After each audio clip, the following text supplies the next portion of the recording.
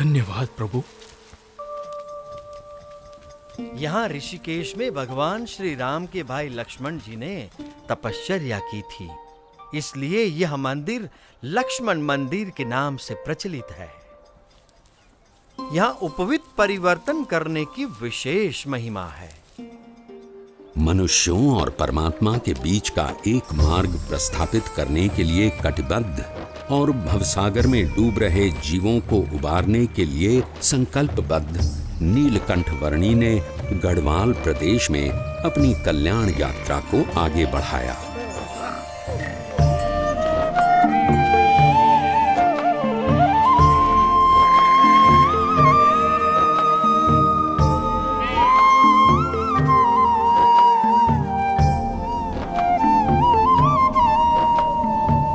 किसी भी परिस्थिति में अपने ध्येय तक पहुंचने की नीलकंठ वर्णी की संकल्प शक्ति के सामने कोई भी विकट रास्ता सरल बनकर रह जाता था।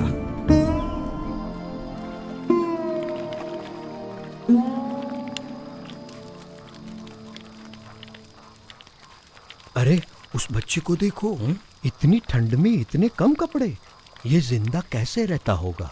प्रकृति की हर कठिनाई को हंसते मुंह सहकर भी प्रकृति के तत्वों का आनंद लेते रहना नीलकंठ वर्णी के लिए सहज था। उनकी ये विलक्षणता कभी-कभी प्रकृति के तत्वों में भी ऊर्जा का संचार कर देती थी।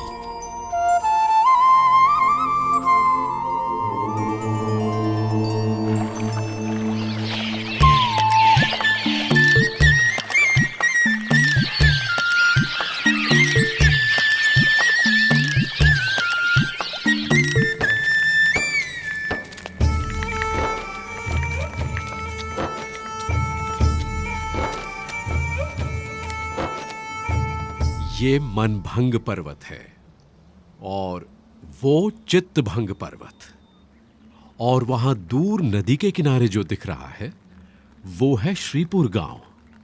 उस रास्ते से हम ऊपर केदारनाथ जा सकते हैं।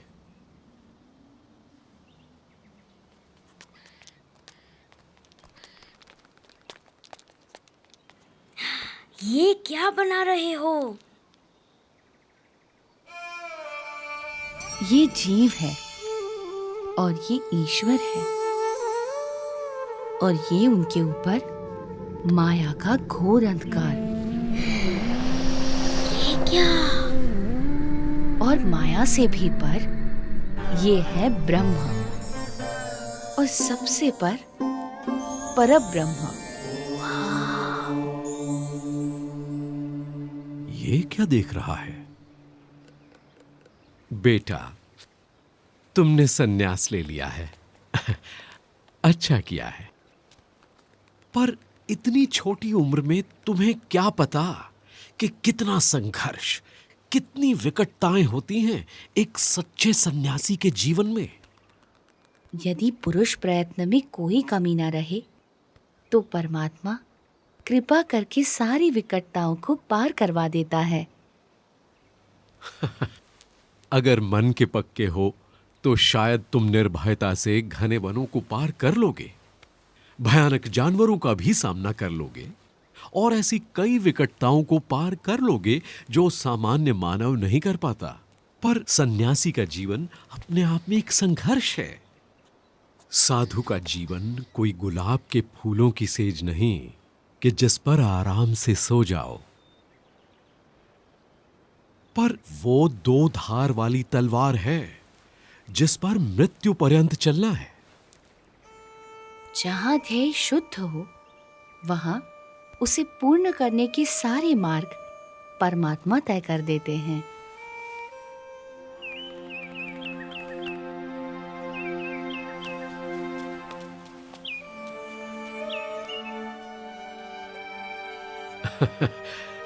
बच्चा है पर मन का पक्का है।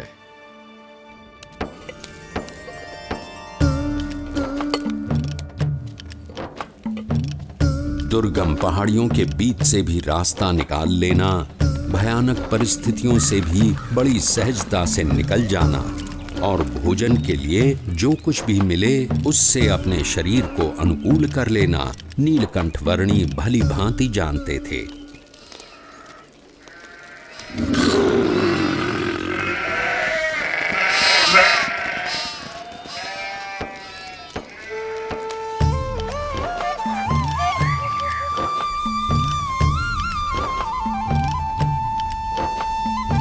अपनी कल्याण यात्रा के दौरान नीलकंठ वर्णी श्रीपुर आ पहुंचे। प्रणाम महंत जी। आशीर्वाद। स्वस्थ तो हो ना? हाँ, प्रणाम। शुभम भवतु। कल्याण। ईश्वर मंगल करे। बाल योगी है, सुबह से यहीं ठहरे हैं।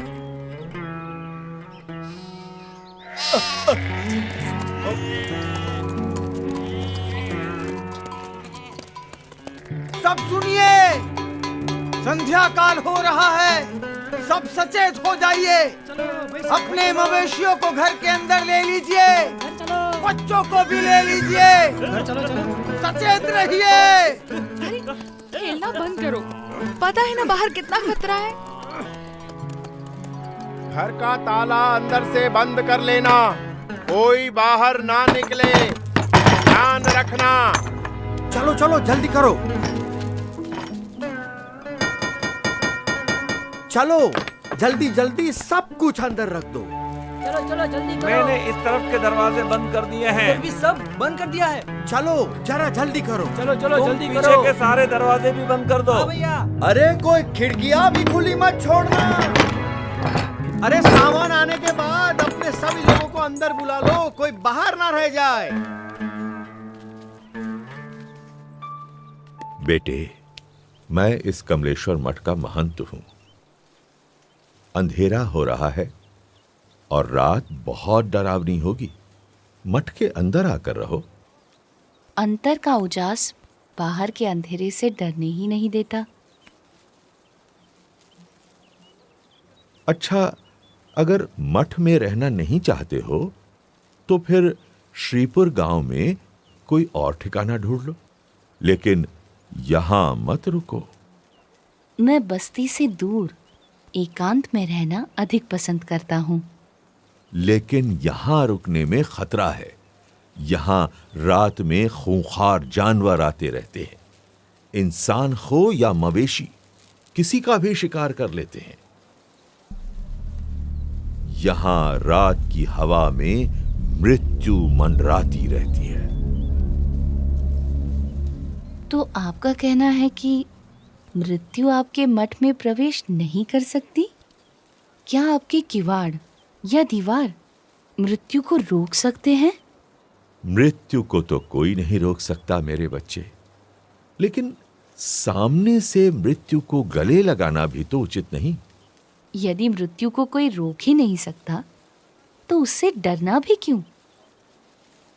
जीवन से मोह ही भय का कारण है। जहां मोह नहीं वहां भय नहीं। तुम बालक भी हो और योगी भी।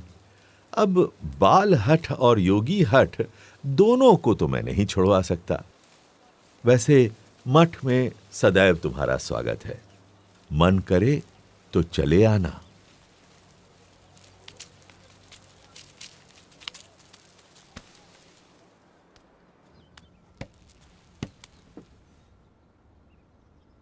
मुझे भय है, अगर कोई जंगली जानवर आ गया तो इसकी मौत निश्चित है।